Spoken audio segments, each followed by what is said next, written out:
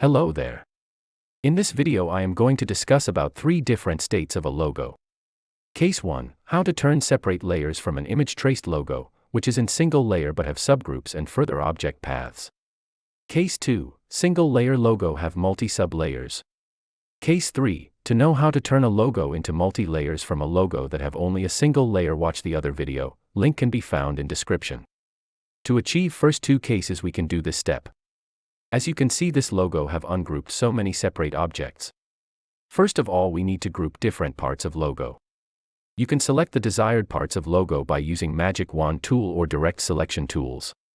I am using Magic Wand tool to select the common part and then using Layers panel to deselect the undesired parts to make a group of desired layer. Once selected, group them by clicking on Object, Group. Now you can also select a part using Click and Drag selection tool. For the second part, one have selected it and made a group out of it. Similarly made other groups. As you can see, now we have 4 different groups in single layer. Now after making groups, let's check if any object is remaining apart. We can check this by selecting the objects from Layers panel.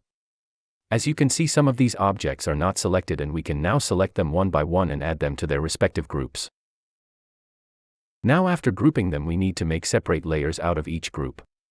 To do so, click on Tiles corner menu of Layers tab.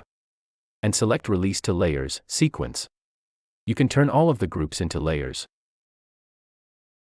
Now to make them separate independent layers, just select all groups and drag them outside of the layer bar and release them. As you can see, all of the sub-layers are turned into separate layers. That's all for this video. Hope you guys have received value out of this video. Don't forget to like the video. You can subscribe to this channel to learn more about free tutorials and free services provided by Waxall. Thanks.